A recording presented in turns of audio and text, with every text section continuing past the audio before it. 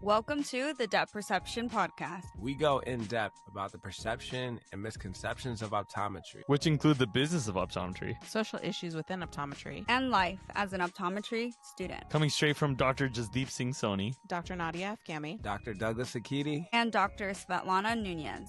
We hope you enjoy this episode. Hello. We got a special podcast today with Jasdeep Soni, and who do we got here? The second person. Special guest. So special. We got Nadia in the house too. So we're gonna do it just us two today. How you doing, Nadia? Great. What's not? I mean, we have a half. We have Sophia. So we can focus on us. Yeah, you're right. 2.5. 2.5 of us. Yeah. It's gonna be good. For those who can't see, Nadia is pregnant. Yeah. You can't see it anyway if you're watching, but that's true. what we're talking about 2.5. Yeah, we're about 20 weeks now, so half baked. When you talk about that, I think of 2.5 Men. Have you seen that show? Yeah, this is a very old show. Very old show. Could we raise a baby together? Sure. 2.5 pod? I mean, the baby probably doesn't care who's raising it, right? It doesn't really know anything. Just wants milk and sleep, just like me. Fair enough. All right. What are we going to talk about today, Nadia? What's important for your career? I agree. There's so much to prioritize, right? And you think you want some things, and then when you get into there, you realize that you actually wanted something different, right? What to prioritize? What are some things we can prioritize, right? Like income is one that I hear commonly. What else do you hear? It's like healthcare, PTO. Benefits, yeah. What about location? I think location is always something I think is over prioritized, but that comes up.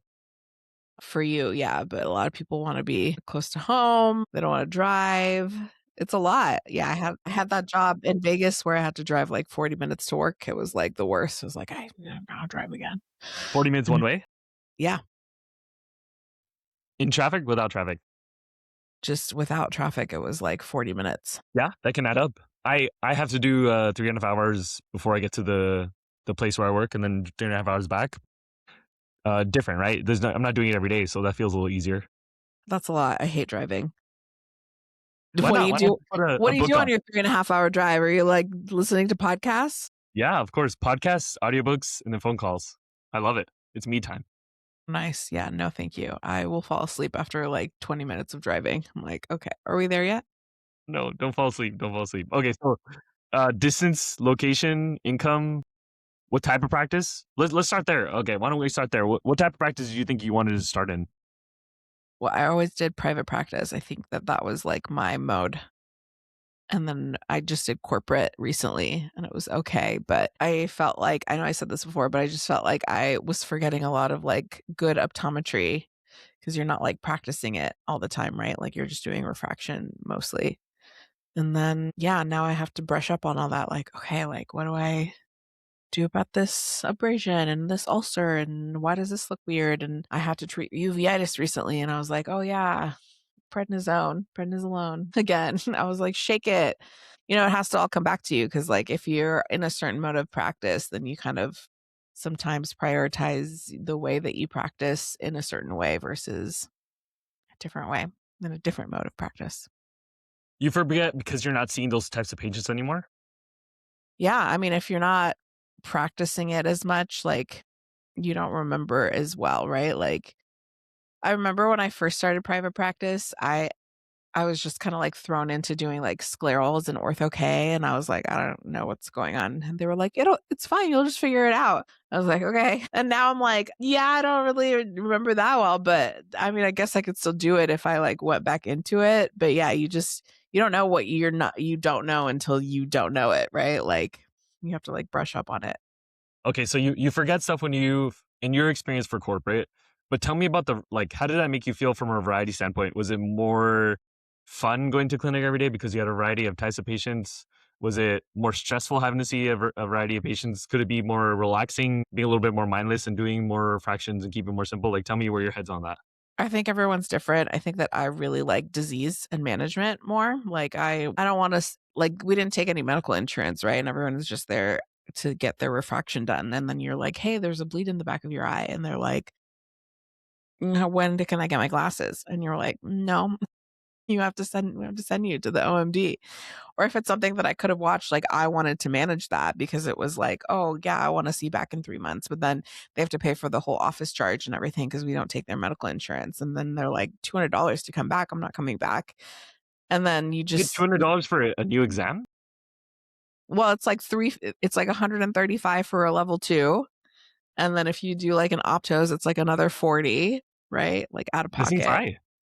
Yeah, it's At high. our Costco, we charge 70 for a medical exam, and then if That's you wanna do a nice. photo, it's 39. Yeah. But still, that's like 100 and something dollars, True, right? true. It is For like a something. 15-minute visit when they just were like, Can I get my contacts?" Okay, so Do you know what I you mean? like Like, private practice because you're remembering more stuff, you're having more variety in your day. yeah, it's nice. I feel like I know I've mentioned this a few times on the pod, but like it feels rewarding sometimes when you are like doing medical optometry a little more than just like refractive optometry because like I said, like a few times patients have come back and, I took their blood pressure and I was like, something's wrong with like, you have these bleeds, you have this high blood pressure. Like, I really need you to see your PCP. And then they came back and they were like, if you didn't tell me that, I would have died. I think I told that story before, right? Like they like got admitted to the hospital like that same week because they had like an aorta or something was like wrong with their heart. And then they came back like 6 months later for their follow up. And then they were like, yeah, if you hadn't sent me, I wouldn't, and it's just rewarding because you're like, okay, like I did something here. Like I changed somebody's life with that. And it's like, yeah, we can change lives with glasses, but at the end of the day, you're like, okay, for me, I feel like more rewarded when I like did something that changed somebody's like medical outlook instead of like they're just their refraction. Sure, I could see how after you do so many refractions, you're like, doesn't feel special. It doesn't change the feeling you get throughout the day and the quality of what you're giving patients care. So I get that. I'm going to offer a different perspective for me. I wanted to graduate and I worked in a medical clinic, and that was very stressful because there was 30, 35 patients a day, a lot of lower income, crazy stuff that would walk in. Patients who had IOP that were like 60. Then you got to give them like a CAI, and you're like sitting there throughout the whole day, like lots of weird cases. And that was valuable coming in. And so coming in, I think that was a great idea because now anywhere I go, it's a piece of cake. But I love being in a corporate environment at a Costco because it is mindless. And truthfully, as an entrepreneur, I challenge myself so much outside of clinic. I just want a mindless experience where I just talk to people and it is, basic and bones. And so I love that. And I think there are other people too who want stability. They may not mentally want to challenge themselves like that. They just want to be able to bond with patients and keep it simple. And so I love the simple part of it. And then the margins are better too if I'm seeing a lot of patients who are or more simple. So that is why I'm happy and motivated, even though we're talking about corporate in a different way. Yeah, it's just the thing about private practice is like you decide what you want to manage, right? Like for you, you worked at an OMD's office, so like you were their end all. Like that's where they go when they have a problem. But if for me, I'd be like, I don't know, that this little dot here looks kind of suspicious. Like I'm gonna send you. Or if it was something where I was like, it kind of looks the same. Let's watch it in 6 months. Like let's just keep an eye on it. Then I can, right? Like there's so many people that don't do myopia management, and yet I'm very comfortable with it. So it's like you get to like in a private practice, you get to kind of choose what you want to practice. Like you can do all refractions all day, like if you want to, right? At your own pace. I feel like at corporate, since they're not doing a lot of like medical, it's a little different because you're right, like the pace is just different, right? Like you're just doing refractions all day. You get to talk to people, you get to, they have problems with their vision, you're doing monovision, you get to introduce them to new things. But in a private practice setting, like you get to do a little of both, right? Like you get to do what you're comfortable with, and then you still get to do your bread and butter refracting. It goes back to me to like kind of what is your why. And so we're going to talk about different pieces about what is your why and what is important to you. For you, you want to give that patients more than just refraction. You want to feel good about doing something different and providing variety into your day as well. For me, I want to have something that gives me income, but doesn't burn me out mentally, so I can have energy to pursue other entrepreneurial goals, right? And so I think that plays into what is our why. Let's talk about some other things that play into your why. Like, what else do you think is important for you, or that other ODs prioritize? Whether it's some of those things we discussed before, or other things that we didn't talk about. Yeah. Like I think we mentioned obviously the pay structure is a little Yeah, different, right? And then yeah, patient counts different for sure. Like you were saying, you saw 35 patients a day right. at the OMD office, right? Versus like if you're in a corporate setting, it's more like 20 to 25, I would say, right? I think that's a fair way to put it. Good average for corporate, maybe 20, 25. A good average in general, maybe 16 to 20. And some private practice can even be less than that. I could see that. Yeah. And in private practice, it's like every 20 to 30 minutes, right? Depending on your schedule. So yeah, the pace is different too at like different modes of practicing. So it's like, what's important to you? Like, do you want to, like you just want to go in and just refract the 20 people and leave? Or do you want to spend that little extra time, like that 30 minutes and like really dive into like the medical aspects and really go over like the nitty gritty with them? Or do you just want to be doing like the OMD follow-ups all day? So it's like, what's your why again, right? Like what's going to fulfill you like as in your Yeah. profession? I like how you connected patient count with the pay because that makes sense. What are you bringing in is determines how much you're getting paid. So yeah, it would be great to talk to more people longer. Don't get me wrong. But then let's say I was seeing half the patients I was in corporate, I'm going to get half that pay probably, right? If not less. Or in a private practice, sometimes that happens. That's why some private practices will offer less. But then on the other end, some private practices understand, thinking about revenue per patient. You can, if this doctor's spending more time for doctor-driven dispensing, maybe they can sell more glasses. And if you're selling higher end glasses and you're getting production through that, then you can make more, right? So it depends how you're bringing value to that clinic. For me, yeah, it makes a little sense to see a lot of them to get that higher value, but you can do it in different ways in private practice too, or in an OD/MD setting. If you're helping seeing a lot of post-ops, that's more surgeries a surgeon can see, right? Right. And then that goes to like that work-life balance, right? Like you have a special job where you work like a half a month, right? And then that way you can focus on your business. And then it's like, I wouldn't want to be seeing like 25 patients a day and then go home every single day. I'll be exhausted. Right. Exactly. I wouldn't be able to do what I do, seeing 25 patients at a Costco, 25, 30 every day of the week for 52 weeks or even 48 weeks, right? It's only possible every other week, Right. to your point. Because you get burnt out You versus would get like, burnt out. yeah, if you're like a private practice owner or whatever, like you have to balance that, right? Like you have to have like a half day one day because you have to do your own admin work and all that stuff. Like I can't imagine filling the practice with like 30 patients a day and then like what are you doing after that? Like you have to think like that now you have to have like an optician that's dispensing that amount of like glasses to the patients. You have to have that many people like checking people in and out. So the overhead's more too because now you need more staff. Like now you need more backup. Now you need to offer more benefits because now you have more staffing that you need, right? Like it's that like balance of things. Like, would you rather see like 12 patients and have like 4 staff members, or would you rather see like 30 patients but have like 8 staff members, right? So like you have to kind of do the math to see what's kind of the balance of things. Okay, so as an associate though, let's think about what you could get offered, right? So like at my first job, even though I worked up to, this is in 2020, when I was working, seeing about like 20, 25 patients, I was making like 130 back in 2020. And then after seeing and producing and seeing like that 30, 35, I got up to like 140, 145, right? I know to me, it sounds a little lower now based on what I see the job markets, but to me that justified it, but I know it wasn't sustainable, right? What do you think about like how much you should be making based on the patient count? Like I think if you're seeing 25 plus, you're hopefully making at least 160, if not more, I think this right? is very location dependent. It is very location dependent. If you're more rural or remote, I think I would say that 160. Now, if you're in a bigger city, it could be even lower, right? Yeah, like it depends on the job market, right? Like I know in California, some places are pretty condensed, so you're not getting as much pay because there's more optometrists in the area, right? Versus now I'm in Vegas and there's not that many optometrists, so we kind of are like they're like scrambling to find people to work for them, as you know. So it's like, and then in Florida it was different. Like I was getting paid more than Steven at one point, and the same as like Libna in her residency, like community health clinic. So it's like it just depends on the location, right? But in general, you have to just know. I think it's nice to like know the market, just to like ask around and not take like the first job, like just to be like open to talking to multiple places so you can kind of see, or reaching out to people like, you or whoever, just for like, hey, demographics, coaching, things like that. The local societies are really helpful because you get to meet a lot of people. The reps are very helpful, right? Like obviously they know a lot of people too, but again, I think it's like very like city dependent, like depends on where you are, right? So it's hard to like put a price on things I in would say that way. roughly though, 120 to 140 is what I see for like a newer grad or someone in the first 5 years of their career in a bigger city, and then maybe more rural, remote, would be more in 140, 160. And those are generalizations, there's no absolutes, but that's kind of what I would see across the board. And then to your point, you're comparing when you were practicing in Florida versus California.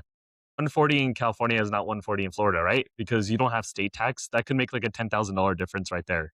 So very different based on that location for multiple reasons there. Of course, what is the supply and demand, and then also the taxes. Yeah, so it's hard to say exactly, but again, like you should know your worth, and like you should be like, well, a private practice is giving me the same amount of money to see 15 patients a day. If I'm seeing 35 patients a day, obviously that's not a good margin, right? So you're going to get burnt out.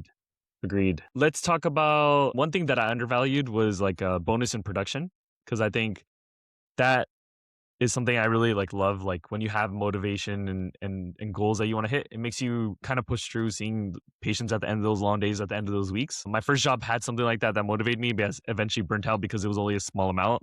Whereas right now, truthfully, I'm all production, all commission, no guarantees, but that is fun to me because I feel like I have more skin in the game. I'm going to get a higher percent because of that.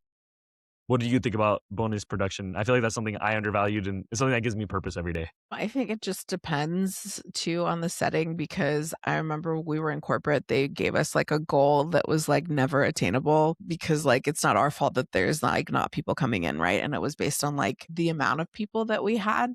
And then if we like missed it by like 4 people, we didn't get the bonus, right? After we like had like a busy month. I know That's more not fun in because you can't control that, right? Like it's not like right. it's, hey, I will see one more patient. It's like it's a team effort situation.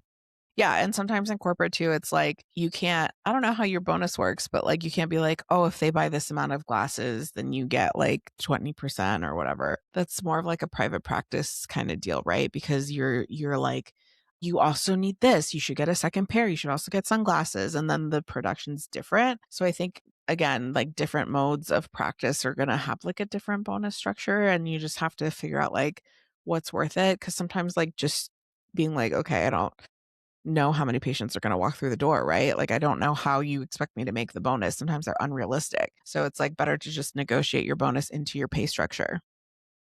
But that's where I think it should be, depending on the clinic. And if you feel like you're getting accurate numbers, it could be over prioritized because, yes, you will take on the risk of saying, hey, I want more of a bonus strategy or salary or lower base, but then you can get higher in ceiling by doing that because every patient you see, you're getting a higher percentage of it. So I think it's worth pursuing bonus structures if you're in a clinic that is safe, that is giving good amount of patients. So I have like a buddy who's doing 15 to 17% and gets everything from the optical that it sells. And I think he has purpose and he's doing really well and he's making 200 plus from that.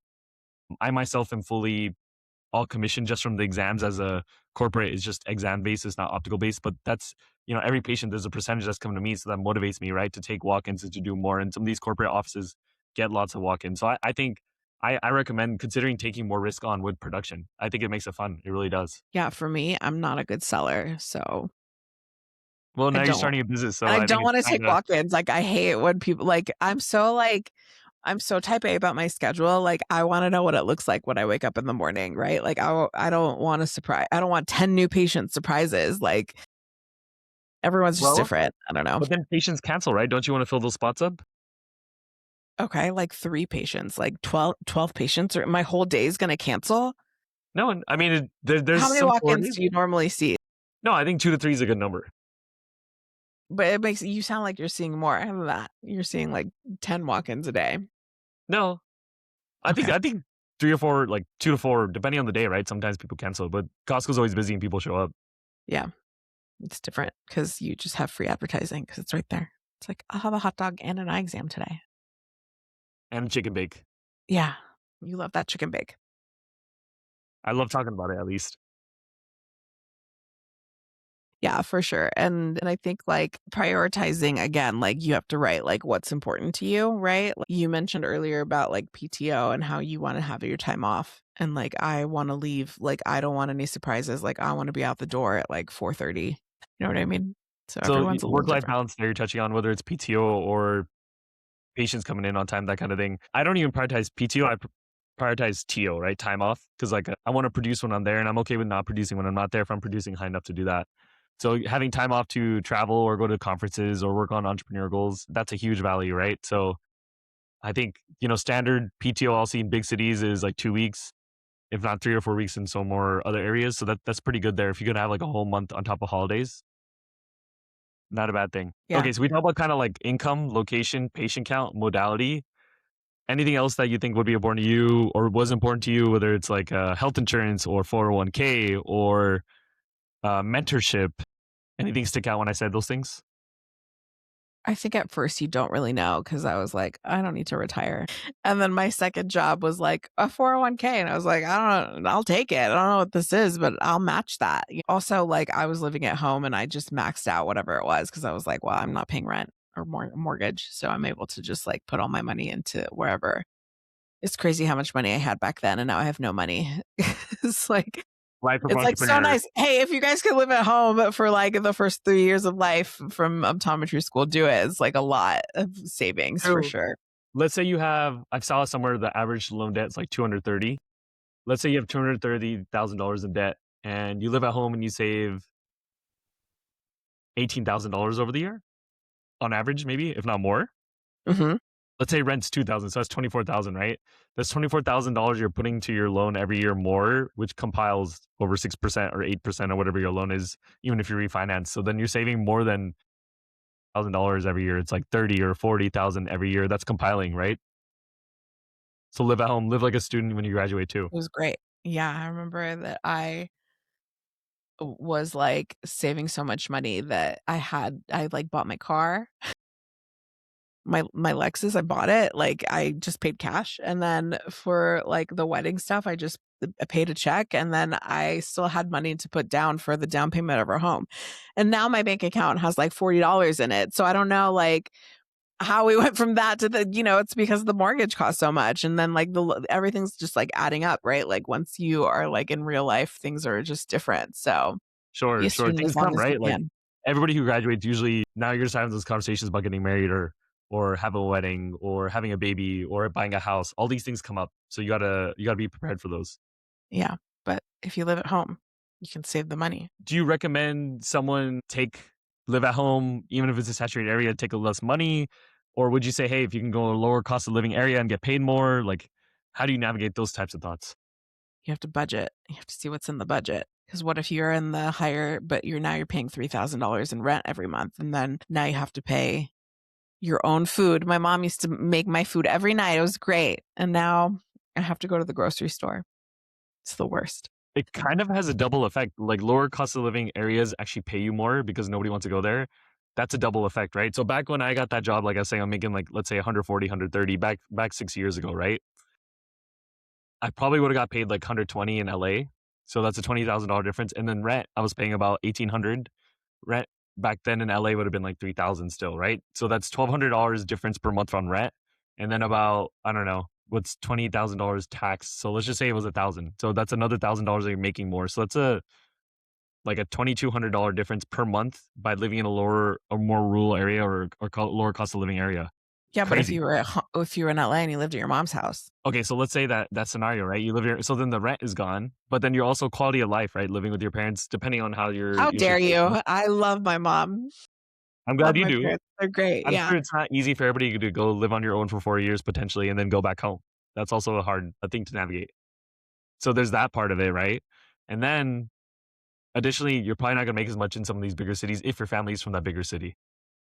But the cost of therapy is probably cheaper than rent. That's a good question. We'll have to do the math there. Just saying, save some money. Just go to therapy. Everybody should go to therapy regardless. Just saying. Yeah, everyone. Yeah. But yeah, I mean, I think it just depends on your priorities, right? Like I'd rather make $5,000 less, but be close to my mom or my parents.